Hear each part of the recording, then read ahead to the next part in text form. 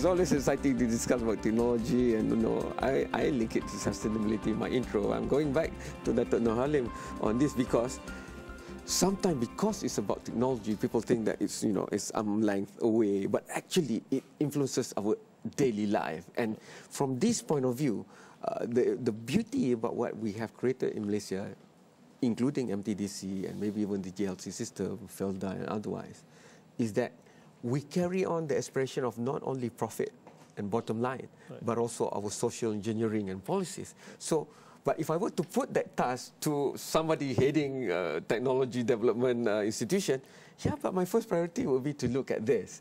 How do you marry all these data? Because at the end of the day, there's also pressure from the masses. Right. Well, I mean, if you look at technology strategy, effective technology strategy, it is not about cutting edge all the time, okay? What you need to do is actually to choose the right technology, the most optimum technology that fit your needs. And those might not be the most cutting edge technology which you could, you have to buy at a very high cost. So in our case, we invest across the technology continuum. I mean, what I'm saying is that at this point in time, I have an investment in a very advanced vaccine for head, foot and mouth disease, which is a very important disease for kids in this region, especially in China. All right. And what we're doing is that we're investing in this virus-like particle, meaning that it's not a virus, the normal conventional virus which you kill to make a vaccine. The virus-like particle platform that we invest in was invented by a professor in University of Science Malaysia. And we invested quite a few millions now in this project because it's going to be the first virus-like particle vaccine for human, for head, foot and mouth disease in the world. And not only that, it's going to be the first bivalent vaccine, meaning that it's going to have head, foot, mouth disease and the Coxsackie vaccine as well. So it's going to be a very important human vaccine in the world, especially in this part of the world. But that would be a very cutting edge. In fact, virus-like particle vaccine is one step above normal vaccine. But today, we have also approved a project invented by a very, an independent inventor. Basically, he invented something to control the water flows in sawah padi. Which is very crucial for paddy. Which is very crucial to the farmers. No water, no paddy. Yes. So, what I'm trying to say here is that we are just a funding, I mean, not just a mere funding agency, but I'm saying that what we need to see, and I'm referring this to my first introduction just now, the deal flows have to be, of a certain quality.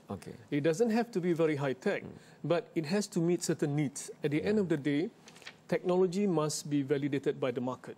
It is not to be validated by the inventor or the professor themselves and saying that my technology will solve the world's problem. So that's where the masses can come in, because the reason I'm looking at it that way, because for the deal flow to happen, the entrepreneurship culture must be there and must be vibrant.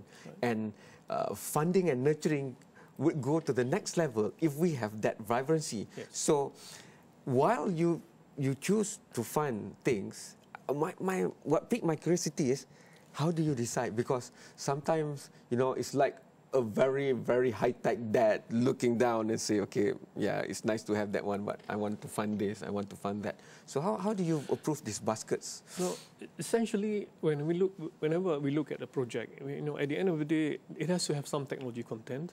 Of course, if it is more of a social innovation kind of thing, the technology content do not have to be of certain, a very high standard. Just like I said just now for the water management of sawah padi and all that. And the second thing is that there has to be a validated market. What I mean here is that a lot of people who talk about entering the market, they assume there is a market.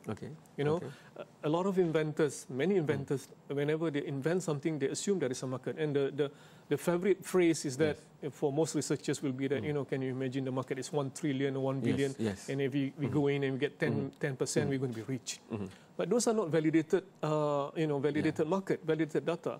So if an inventor or a businessman or as an SME or anybody who has an idea which could be validated that there is a market need for it and that it could enter the market competitively, we will look at it. So do you come from the market side sometimes? Because you go to the market and see what's out there, what are the empty spaces that Malaysia can go into, and then you find the inventors. Well, the thing is that we are, as I mentioned, we are now no more a mere venture capital company. I mean, with due respect to other venture capital companies, right? Now, because we also work with our companies to go outside Malaysia as well. So, for example, now ASEAN, this is an important year for ASEAN because we are the chairman, So we have looked at the markets in for example, Indonesia. And we look at what would be something that is, something that is important in this region for market. For example, now MTDC, for example, we have invested these past 2 years quite a few investment, for example, in oil and gas. People will ask, why are you doing in oil and gas? Because the petroleum prices are going down. That's the more why they need innovation. Because now you need innovation from this region, because if you keep buying this equipment from Italy, from Norway, from the West, it's going to be very costly. Now, I have a project, for example, doing choke valves. These are valves used in the oil rig to control the flow of the oil that is coming out.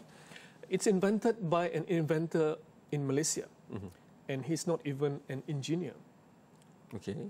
And we supported him, we funded him in the early stage, we got his product to be tested at the oil rigs, and finally it passed all the tests, and I think towards, by next year, Petronas is going to start buying from them.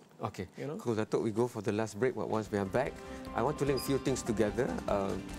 You have to have physical presence, you have technology centers, and you have partners on that, and sometimes funding and telling and leading is not enough. You've got to hold the hand. You've got to give advice, right, hands-on. So how do we move that together while taking into cognizance that it's a very fast-changing landscape right now. In the 90s, it might be months. Then the new millennium might be weeks. Now things changes by the minute and second. I want to get that because we have to give inspiration for the technopreneurs and technology innovators of the future to come and give that deal flow for Datuk Nur Halim and his gang MTDC right after this short break.